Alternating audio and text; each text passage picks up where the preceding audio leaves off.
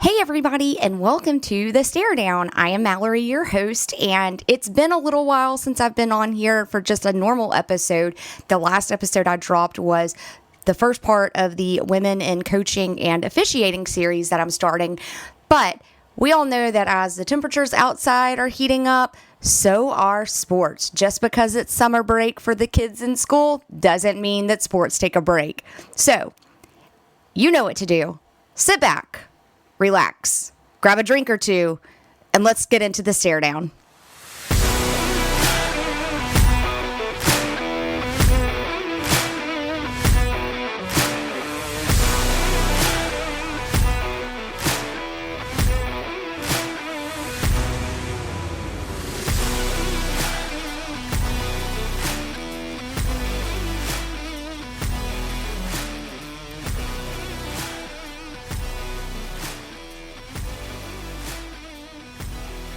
All right, so let's go ahead and kind of hit first things first. If you've listened to any of these previous episodes, you know that the NCAA, I think that the whole part of the NIL, they have really screwed themselves out of this being something that's going to be viable and that they have anything control of and can have a nice, decent path forward. Right now, it's still just very much chaos. So about a week or two ago, we got a statement from the Power Five and the NCAA stating that they had come to a settlement agreement in the case House versus the NCAA. And if you don't know what the case is about, basically it is a complaint that's been brought by former Arizona State swimmer Grant House and Sedona Prince, a former Oregon but current TCU basketball player. And they said that basically, along with the NCAA, the five wealthiest conferences had improperly barred them and other athletes from earning endorsement money. So the class action lawsuit was actually getting ready to go to trial this coming January. So they still had, a good 7 months before that happened. But I think they just decided to go ahead and say, no, we're going to settle. So let's talk about the settlement. It's a very, very interesting thing. So there would be a new compensation model. Each school would be permitted, but not required, to set aside up to $21 million in revenue to share with athletes per year. However, there's a caveat that as revenues rise, so could the cap, which makes sense, right? Like, you're not going to leave that at $21 million if your revenues continue to rise. So I do like the fact that they have that in there. And here's the other good part about it. Athletes in all sports would be eligible for payments, and schools would be given the freedom to decide how that money is going to be split up amongst sports programs, athletes, those things. So, the way I look at it is a company really saying, hey, here's our budget for the year. This department gets X number of dollars. This department gets X number of dollars, so on and so forth. And so I think that's kind of what you see here. Where I'm interested to see how this all really kind of plays out is that scholarship limits by sport, they wouldn't be restricted anymore, but there would be roster restrictions.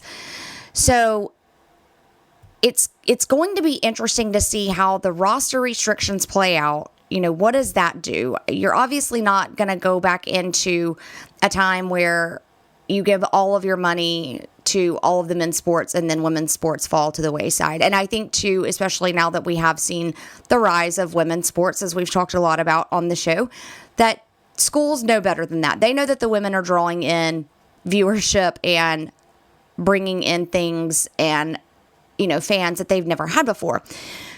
So what's not really clear is that if this new compensation model, if it's going to be subject to the Title IX laws that, we all know, which is kind of where we also got the scholarship restrictions, because you can't give everything to football. So you have to make sure that your women's sports have some love there from the scholarships. But the other big thing that's going to be affected by this is NIL activities. So currently, you have a lot of collectives, which are basically just big groups, and they go out and raise money on behalf of their collective, and then they pay their athletes. They're the ones that handle all of the contracts for these athletes. It's actually something that I've kind of looked into a little bit further, because if there are athletes out there, in theory, I, on this podcast, could go to a collective and say, hey, XYZ athlete just had a great performance, I would want to pay them $200 for an hour-long interview that would air on the podcast, and then we'd work out the details. But I would do all of that with the collective, and then the student-athlete could sign it, and we would go from there. So I think that's really cool that they have the collectives. It's actually kind of helped streamline it. Of course, it's obviously also given us some crazy things in terms of amounts of money that have been raised and that type of stuff. But this new settlement, what's going to be interesting to see is can those collectives be brought in-house into the athletic department? So right now, they are not affiliated with the university. They just serve as like the third-party middleman, for lack of a better term. So if they bring them into the university, then to me, the next question would be, then does that become part of your fundraising arm? And if so, then does that become a tax deduction, which then that's a whole other can of worms, and something that I'm sure people that are way smarter than me have looked into those laws and are working through that. But it's definitely something to watch. I do also think it's interesting because in the settlement, and the terms of the settlement weren't actually included in the statement that was put out by the conference commissioners and the NCAA, Charlie Baker, the head of the NCAA, but there are obviously a lot of speculation, and one of those is that they would be able to go back and pay athletes, retro pay them from, I believe it was 2016. So you could see, student athletes from 2016 who are out in the real world making their way and getting paid for it. So I think that's going to be an interesting thing to watch. Right now, the case in the settlement is with the federal judge who was going to preside over the case. So if he approves it, then y'all get ready to hold on to your hats, because basically amateurism as we know it will be gone. It will stay basically probably at the high school level and below. And then I'm interested to see, does that open a can of worms for AAU, those types of things. So I guess we're gonna have to wait. And man, I do not envy that judge. But I mean, we've talked about it here too. The face of college athletics is changing. We knew the model that was there couldn't sustain forever. You can't continue to have the rich keep getting stinking wealthy rich off of these kids and then send these kids back into poverty situations. I mean, you've probably heard me say it on another episode about they go home and they sometimes don't even have meals over Christmas breaks and things. Their families don't even have money for that. So it's kind of hard to not want these kids to earn some money. Then do you start putting caps on it? I don't know. So interested to see kind of what comes out of that. But yeah, the NCAA, man, they're just going to let somebody else continue to clean up their mess for them. And at this point, it's going to be the court system. So I guess we're going to see what happens. All right. The next thing I had for you guys today is Charles Barkley. So let's talk a little basketball. And so we're going to talk Charles Barkley. And I don't mean men's basketball. Of course not. I still mean women's sports. So Charles Barkley, back early May, he announced that he was going to donate $1 million specifically to Auburn, and it is going to be for women's athletics. His exact quote was, "I just want to make sure I always take care of the women at Auburn because I worry about them more than anything during this NIL movement. Everybody's worried about football and basketball. I just want to make sure the women know I've got a lot of love and appreciation for them." So here's a round of applause for Charles. We like Charles, right? Like, we love him, and I love that he did that. And he also donated $1 million to St. Mary's, which is, it educates girls from kindergarten through 12th grade, and they specifically work with women. So I believe there was a segment on 60 Minutes that he saw, and it inspired him. So I'm here for it, Charles. I am absolutely digging your love of women's sports. I am digging the fact that that even though athletes can get paid, the women, man, they're still missing out a little bit. It's, not everybody can be an Angel Reese and a Caitlin Clark making millions. But I still like the fact that, you're here to support the women's game and make sure that the women are taken care of as well. Okay, so let's kind of move on into the Olympic sports, because I think there's been a lot of talk about Olympic sports coming up that people may not realize are Olympic sports, but they absolutely do now. So let's start off with women's basketball. So we'll kind of talk a little bit of WNBA here as well. I think you've seen Caitlin Clark struggle a little bit. I mean, she's obviously not struggling that bad, y'all. If that's what struggling looks like, can I struggle like that in my everyday job? That'd be great, because she's like 4th in the league in assists and rebounds, I believe, both, the last I checked. But she was actually just left off the U.S. women's national team. But to that point, there are no WNBA rookies on that team. So I think what that says, and kind of, one of the things that you've seen with Caitlin, is it's a very grueling schedule that they have to go into, especially with the Olympics. So let's remember, she could have gone to the women's team national camp, but she was playing for an NCAA title, so she missed camp.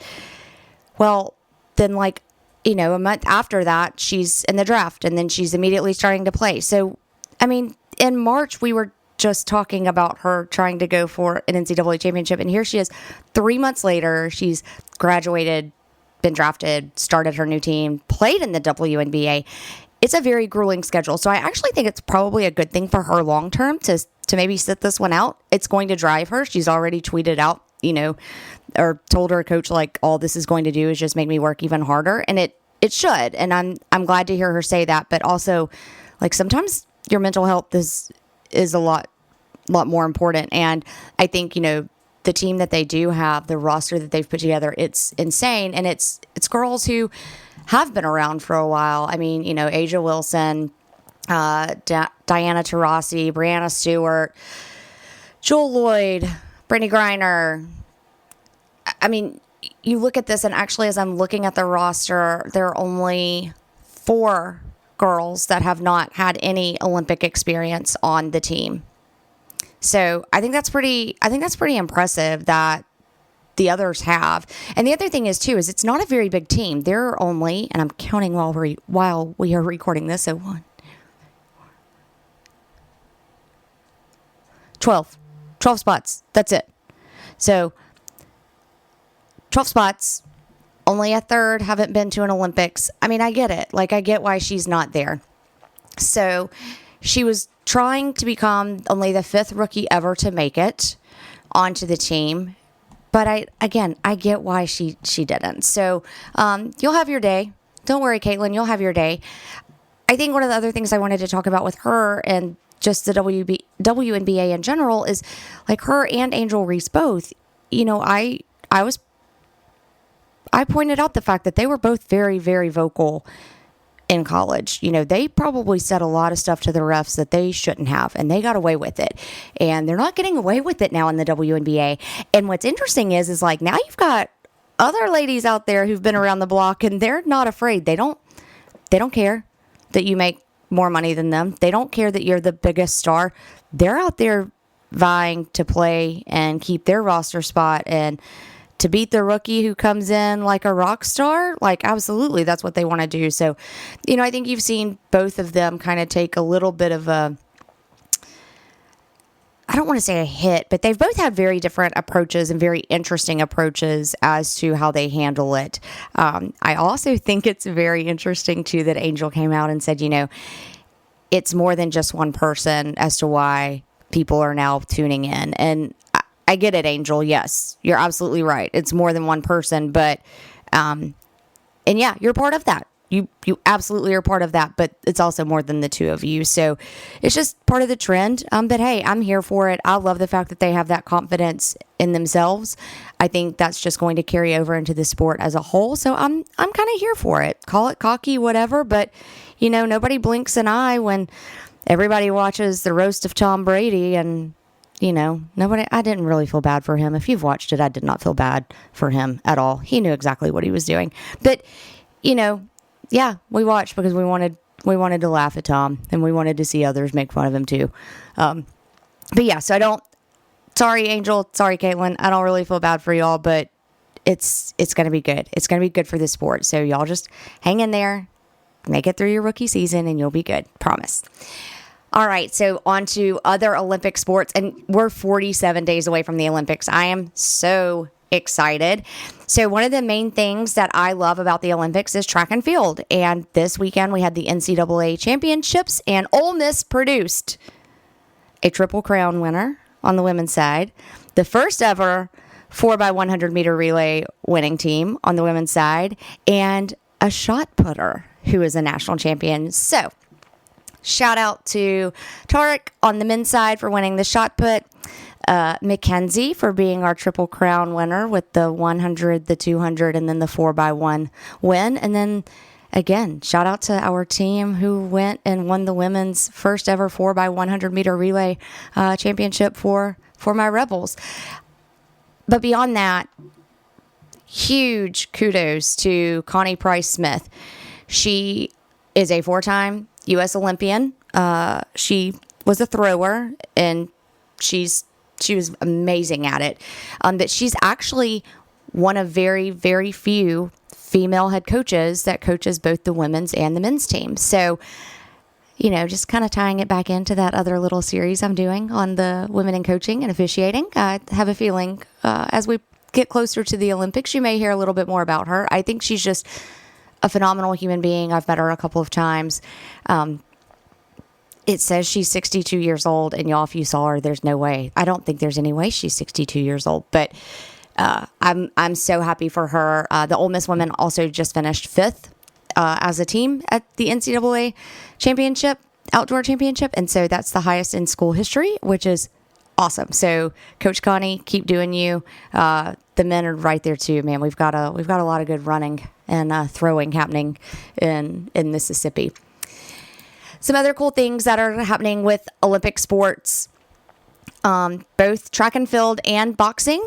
The winners of those within the Olympics will be getting paid by their respective international associations. So I love that. It's obviously, you know, you look at the history of the Olympics and even kind of tying back into this whole NCAA thing and its amateurism. And, you know, Prefontaine, that was one of the things he fought for. See, Prefontaine back in, you know, the late 60s, early 70s was, you know, you call us amateurs and we have to train, but we don't even have money to support ourselves to be able to live. So, you know, he fought a lot for that, which then obviously opened up the door so that, you know, you have like dream teams and you have professional athletes who can go play like on the baseball side, volleyball, basketball, obviously that kind of stuff. They can go represent their country in Olympic competitions. So now they're even taking it a step further, though, and they're going to be introducing money for the winners of events in those sports. So I think that's going to be really cool.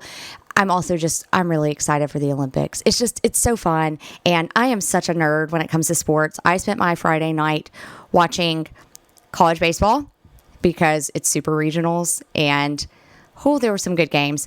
And then also watching the NCAA championships. And my friend Kelly was over here and she can attest to this, but we were watching the men's 5,000 meter run. And I was like, they were showing on this one guy, Texas A&M runner. And I was like, oh, he didn't do himself any favors. He's boxed in. He's got to get out. Like, he's not going to have the ability to pass. Like, what is he doing? Like, somebody's got to go to the outside but like, look at these strides and da-da. And I was like, and you know, look, they're so close. And like, it amazes me how there's way less collisions than what you would think. And then next thing you know, there is a collision in the back, which just sorry to the guy from Indiana who I believe I jinxed that upon, my bad.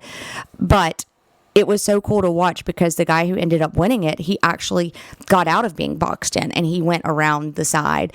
And the dude from Texas A&M, he was having to kind of work his way around and work his way out, and it slowed him down by even like a half a second to a second. And so I am a total sports nerd because that's how I spent my Friday night. So I'm sorry, Cody. I love you, but when the Olympics are on, I hope you're just ready for me to nerd all the way out because that's what we're going to be doing. So enough about that Olympic sport. Let's take a quick break, and when we come back, I've got a couple of more topics, and then I'll let you get on with the rest of your days. So we'll be right back.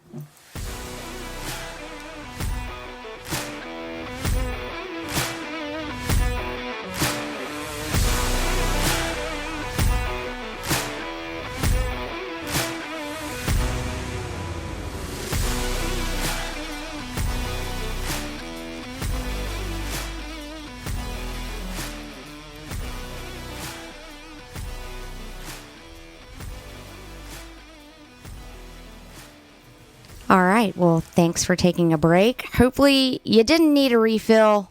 Hopefully you already had your second drink ready to go. But if you did get a refill, cheers to you. So I miss football. I truly, truly miss football. Football is, it is life. It really is for me. It's just life. I love it. But there's some really cool things happening with women and football. So the first thing I want to talk about is the American gymnastics great, Miss Dominique Dawes. She is now one of 4 new limited partners to the Atlanta Falcons. And I think that is so cool. She, as well as former Walgreens CEO Rosalind Brewer, film and television producer Will Packer, and venture capitalist Rashawn Williams, they were all approved at the league meetings in Nashville. But how cool is that you have 2 women joining an NFL owners group? But not even just that, a former Olympian in gymnastics. Like, I just think that's so cool. And especially because y'all know I love Simone Biles, and her husband, Jonathan, he's in the NFL. So I like the whole gymnastics football kind of crossover. So I think that's really cool. I'm very excited for Dominique. I don't know that it's going to make the Falcons any better, but we'll see. I also think what's really cool is that she was a member of the gold medal winning team in the Atlanta Olympics. So a little thing I caught on there that I was like, hey girl, you won your gold in Atlanta, and now you're part owner of the Atlanta Falcons. Hey, awesome. Really, really cool. Also, some of the other cool things that are happening, and actually strangely a tie-in here again with the Atlanta Falcons. So the Atlanta Falcons have set up like a new thing to get girls flag football out into high schools around the South. And I was so excited to read that 2 of those high schools are in my hometown. One of them is my alma mater, Austin High School. Who you with? Hey, hi. And then the other one is Decatur High School, our crosstown rival. But I am so excited to see where that goes and how we set up flag football in North Alabama and also across the South. I think it's just so cool. We have a friend that we met at the Ole Miss Arkansas game last year. Someone in their family, her name is Katie, but she, I believe, is a quarterback, and I think it's her middle school team. And y'all, these girls go out and ball every weekend, and they dominate. Like, every time I look on Facebook, Katie's got a new ring, and I'm like, that's just so cool. So I'm really excited to see that. And then even a step further than that, the NFL has even taken a step and hired a new vice president, her name is Stephanie Kwok. I believe I pronounced that correctly. It's KWOK. So we're going to go with it. But she's obviously brilliant as well. She went to Harvard Business School and graduated from there. But she's going to be the vice president in charge of growing girls flag football. I think it's also more than just girls. I think this is the other thing that the NFL is doing. They're growing flag football as a whole. I know that in part it is because, we're trying to get that added to the Olympics. It will be a sport in LA. So that's going to be fun to see that. But I'm really, really happy that the NFL put a female in charge of that. I think she'll be able to kind of help bridge the gap. We've seen females become way more interested in football over the past few decades. And I'm hopeful. I'm so hopeful that we are finally past for it to be an NFL jersey aimed at a female, it has to be pink and rhinestones and glittery and sparkles. No, I don't want that. I want what those guys on the field are wearing. Now, just maybe don't make it so that a small hangs down to my knees. Like, maybe make it in more of a female friendly cut, not meant for someone who's 6'4", but I'm here for all of that. I just, y'all know, you don't have to girly it up for me. But hey, if the pink jerseys sell and the glitter jerseys sell, then keep them. But maybe do some other things. So again, very happy to see a female step into a vice president role with the NFL to help spread flag football. Especially because flag football is a lot of the way, or in a lot of places, the only way that girls are allowed to play football. I'm okay with that in a lot of ways. I would have loved to have played tackle football, but y'all, let's be realistic. I'm 5'3", and I'm not going to tell you how much I weigh, but in high school at 5'3", where I maybe weighed 100 pounds soaking wet, if I had played football, I would have been snapped in half. So if flag football is where it's at and there's enough interest, then heck yeah, I am here for it. Let's keep this sport safe. Let's continue to grow it. And yeah, obviously I'm super, super excited about that. The other thing that's not really female related, but that did kind of come out, is that they are going to be switching to a different way of tracking first downs. I loved reading the story that ESPN put out about it, and it has to do with the Gene Steratore, where he in the game of the Cowboys and the Raiders in 2017, the chain gang ran out, they put it down, and it was like so close to, is it a first down? Is it a first down?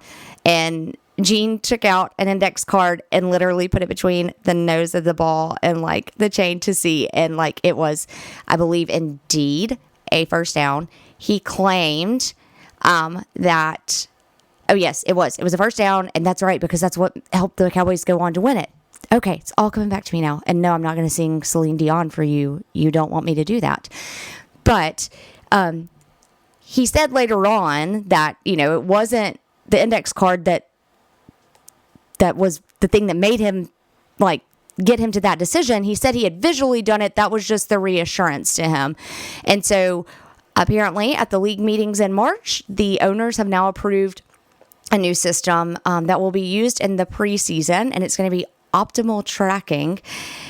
Once the ball is spotted by hand, then it will basically notify officials if they've made the first down. So I'm kind of interested to see how this is going to work. It's also going to be, again, this kind of goes back to how you like implement things. Like, don't implement them. Like, try it out in preseason, right? Like, don't just throw it into the regular season, because God knows that's the last thing we need in regular season. But I do think it's going to be kind of cool because we have enough cameras and we have, GPS systems and all of those things now. I mean, look, you can go to Topgolf and play, and it knows exactly which hole you made it in based off of the ball that you hit. So why can't we, instead of taking the human eye into account, which I get it, I am still kind of a purist. There is a human element to all of this, and so I don't want to fully take that out and have like robots or only computers making calls. But for games where there is a lot on the line, right? And honestly, in football games, there's always usually a lot on the line, both college and NFL. So let's start using the technology that's there. Let's work smarter, not harder. And especially, I mean, we all joke it's a game of inches. I would even go so far as to say football is actually a game of millimeters, a blade of grass, that type of stuff. And so I think that's going to be kind of cool to see that they're doing that. So I'm happy to see that the NFL is going to at least try it out, see what happens. And maybe we don't have to use index cards, but hey, at the end of the day, we know we can. All right. So I think I've talked enough about things that I love. Now, we're going to talk about a story that I shared on our Facebook page. I actually found it because Megan of Megan and Mal, who joined me, she posted this, and it actually took place in the Mississippi Delta, the Cleveland Country Club in Cleveland, Mississippi. The lady who posted it, her husband, signs up for this golf tournament every year, and so it's a golf club. They have an annual golf tournament, I guess.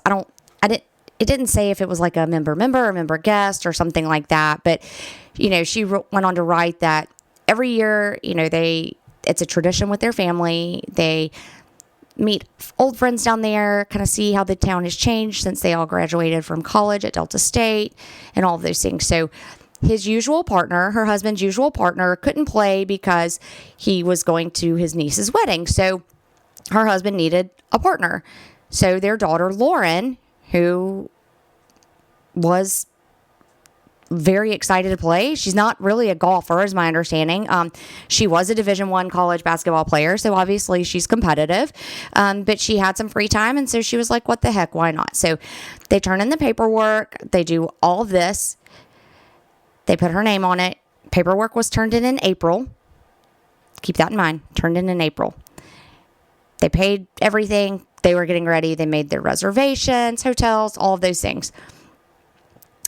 So this got posted on Friday, I believe. So on Thursday, which was, what day was that? The 6th. The 6th of June. Now, remember, I said they filled out their paperwork and turned it in April. Then on June 6th, the day before the tournament's supposed to start, they get a phone call.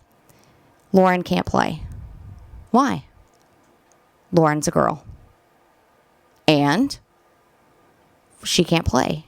Well, why not? Because she's a girl. Okay, well, she's willing to, the mom who wrote this said that Lauren was willing to, hit from the men's tees. She wasn't asking for anything special. She was going to play same rules as the men. And basically what it came down to was that, well, the reason is they've never had a man, or they've never had a woman play in this tournament. So she couldn't play. Okay, well, nowhere did it state that it was a men's only tournament.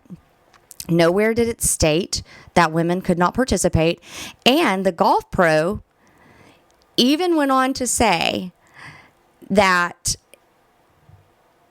he agreed with the husband when the husband was like, so you mean to tell me if we had just put her out there, put her hair up underneath a baseball cap, dressed her in like a guy's shirt and pants or shorts, y'all never would have known.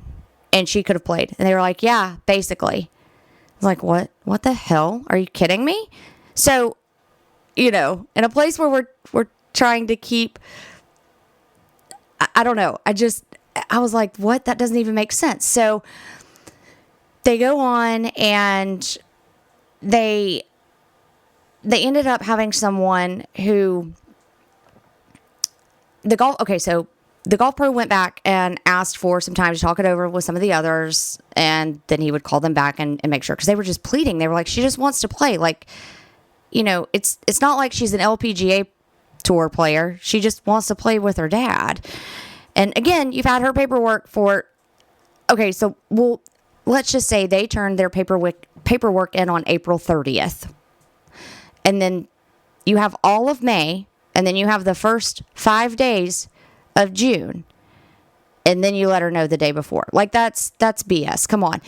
As soon as they turned in their paperwork and you saw the name Lauren, you probably should have said something if you weren't going to let her play. Anyway, so golf pro calls around. The other golf pros in the area are kind of like, yeah, whatever. And so Lauren then calls, and Lauren said she just wanted an answer, a reasonable answer as to why. His response to her was, and I quote, "We have never had this problem before." She then replied with, "So the fact that I am a girl is a problem." He didn't respond to that. Then she asked him if Dad had lied and said that I was a boy and I dressed like a boy, I would have been able to play. And he actually replied to her, yes. Okay, so here comes Lauren's brother. He plays in the tournament. He sends an email to the club stating, that this is insane and this is offensive, and he's going to let everybody know. They then get a call from a friend that went to school with them, who happens to hold a position on the board at the club. They're trying to keep him anonymous, so that's about as vague as it can be. He apologizes, asks the dad, so he's a friend of the dad, and then so he asks the dad if they allow her to play, would she still be willing to do so? So Dad talks to Lauren. Lauren says, yeah, she just, wants the right thing to be done. So he lets us know that, and then the mom says, he lets us know that they would get back with us very soon. So 5.5 hours later at 9:30 p.m., the night before the tournament is going to take place, they've still heard nothing. At 10:30, Dad reaches out to his friend again. Still nothing. They've got to leave by 9 a.m. to get to the tournament to play and all of this. Basically, by 5 a.m. the next morning, they still don't know anything. So they're 4 hours away from having to leave. At 6 a.m., they know nothing. 7 a.m., they know nothing. At 8 a.m., when the dad reaches back out to his friend, he was told that they were discussing the, and y'all, this is in quotes, issue. I'm going to come back to that. So 8 a.m. Okay, we're going to get back to you very soon. So at 10:15, over an hour after Lauren and her dad were supposed to leave town, Dad reaches out one last time for a final decision. He explained that he thought there was only one right answer, because there is only one right answer, and that's to let her play. And basically, after 24 hours of thought, discussion, communication between the board, current golf pro, past golf pro, and other members of the club, the Cleveland Country Club decided to stand with their decision of not allowing a girl to play in the tournament. That does not state that it's a men's only tournament. And the only reason is they have simply never had a girl play in it before. Okay. Well, guess what, guys? Augusta National had never had women play there before either, and now they do. They actually have members of Augusta National that are women.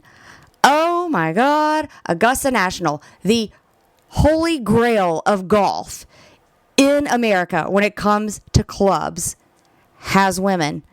But Cleveland, Mississippi, just cannot allow a woman to play in their good old boys men's tournament. Oh my God, give me a break. Give me a damn break. This is the dumbest fucking thing I have ever read. Okay, I'm sorry. I try to keep these clean, but literally, what the fuck? The thing that I take the most offense to is that it was quoted multiple times that this was an issue. Lauren being a girl was an issue. Are you kidding me? Like, what? That's not an issue, guys. It should be very very clear. Like, my husband and I are members of a country club, and it is very clear. We actually just had a tournament this past weekend at our club. It's big. It's called Member Guest. It is men's only. They also have tournaments that are female only, or seniors, or whatever, but they at least state that. And I've also seen them where there are things that haven't been clear. They then either come out and clarify it as soon as they realize it, not literally the day before the tournament starts, or they go and make the proper course correction and then communicate it out to everybody. That's how you handle this. That is how you handle this. You don't handle this by telling a girl who just wanted to go play golf with her dad at some country club that, honest to God, I didn't even know existed. And I'm from Mississippi. I'm from that area-ish. I didn't know that Cleveland had its own country club. I mean, I'm not surprised. But it's not, I can guarantee you, it's not the nicest country club you've ever seen. It sure as hell is not Augusta National. But my mind is just absolutely blown. My mind is just absolutely blown that this is even still a thing. Guys, this is 2024. All they had to do was say, hey, y'all can come play, but she has to hit from these tees. Like, there was a way to, like, come to a middle ground that still let her play, but didn't, I don't know, hurt all the guys' feelings that she could possibly outdrive them. I mean, is that what this is? Are they, I really don't understand where the hurt feelings and the insanity comes out of this. Like, I don't even get it. It's disgusting. It's bullshit. It's not like somebody's going to win millions off of this and get freaking a PGA Tour card exemption from it. They're just not. My God. So, to the men of the Cleveland Country Club, I want all of you out there that are listening to this, if you know any of them, please deliver this message from me to them. Fuck you. Fuck your golf course. And I invite you to come and look Lauren in the eye and tell her to her face that being a female is the issue at hand, and that is why she was not allowed a day out on the golf course with her father at your country club. I want to be there. I want to film it. I want to get both sides on the record when it happens. But we all know, guys, they're not going to do that. Guys and girls, we all know they are never, ever, ever going to do that. They are not man enough. None of them are man enough to look her in the eye. Hell, they're not even man enough to look her dad in the eye and tell her this or him this. So fuck them, fuck their golf course, and I hope that none of them ever hit anything par or below again. I hope they bogey and double bogey and triple bogey every single hole from here on out. I really do. Because how dare you? How dare you? And I hope that none of your daughters, because I'm pretty sure some of them have daughters, I hope none of their daughters ever face any kind of discrimination like that in the workplace or in their everyday lives. Ladies, give me just a second, because we know that that is false, and if that were to ever happen and they don't experience, then hell would freeze over. But I hope they wouldn't ever experience it. And I hope that you don't have to deal with your daughter crying because she knew she was the most qualified for a job and didn't get it. I really hope that. But more so, if that does happen, I really hope that you feel just an ounce of guilt for what you've done. Also, I kind of hope all that happens to Harrison Butker as well. Look, I get it. Harrison Butker, I haven't even really wanted to talk about him, but he's also disgusting. I also find it hilarious that his teammate who just went down this weekend while having heart issues at practice, Harrison is the one who saw it. And guess what? He went and ran to a female trainer to alert her that there was something happening. I'm sure she probably should have been in the kitchen. I'm sure he absolutely told her that she should be in the kitchen after she helped save his teammate, but I digress. And that was a little bit of a side note that I didn't plan to give, but y'all, that's just disgusting. Cody and I went on vacation for his birthday. Happy 40th to my hubby. And we went and played this beautiful golf course called Mayakoba. It's a PGA tour stop. Like it's beautiful and it will eat your lunch. Like it is so hard, but it is so pretty. There were women playing out there. So again, I'm going back to the whole point of like Cleveland Country Club in Cleveland, Mississippi.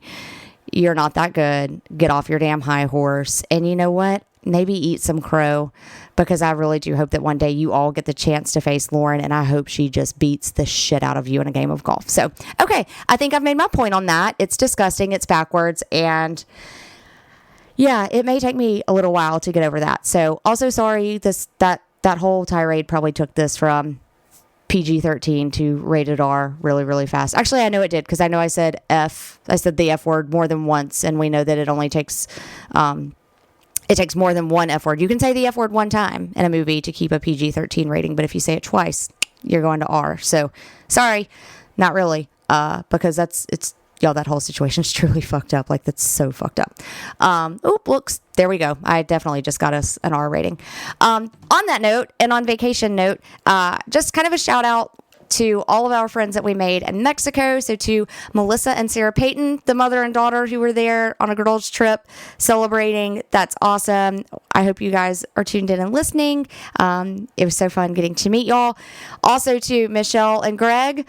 So wonderful meeting y'all. Greg, I'm sorry I tried to also make you a cancer survivor, but I think, the heart issues, that's probably enough. So my bad for that one. And then to their friend, who will forever be known as the drunk Alabama fan from Mexico who's calling on line 1. I hope all of y'all are listening. I hope you all made it home safely. And then also to our other friends that we made, Sean and Judy. We hope you guys made it back home safely after some travel delays. But I wanted to shout all of them out as just a thing to show, again, kind of why I love this show, why I even wanted to do this show as a whole of sports. It doesn't matter where you're from. They bring people together. It amazed me how just wearing an Ole Miss hat. We got to meet so many people. Actually, just met a girl who graduated from Ole Miss. She was down there with her family. If y'all are listening to this, please stop by our tent. I think I told y'all where it is. But sports brings people together. You know, it doesn't matter where you're from, doesn't matter why you're on vacation, no matter where you are in the world. Like, it was so cool to meet all of these people and talk sports, which then led us into other discussions. And it's a really cool thing. So I'm not ready to give up on sports yet, even though they may frustrate me in a lot of ways. I may not agree with everything, but come on, y'all. We all know that if I ruled the world and I ruled everything, it would be perfect, right? Right. Absolutely. It'd be perfect for me, but maybe not for all of y'all. And that's probably a good thing for all of y'all. So, all right, enough for this episode. I know you're all tired of hearing me. I'm tired of hearing me. So you can always go find us at thealabamaTake.com. You can find us on Facebook at The Stare Down. Stare Down is one word. You can also then go find us on Instagram. Thank you, Instagram, for not being weird and changing your name like that other app did. But on Instagram, we are at The Stare Down _podcast. On Twitter or X, whatever it is. We're still going to go with Twitter, guys. On that, we are at The Stare Down Pod.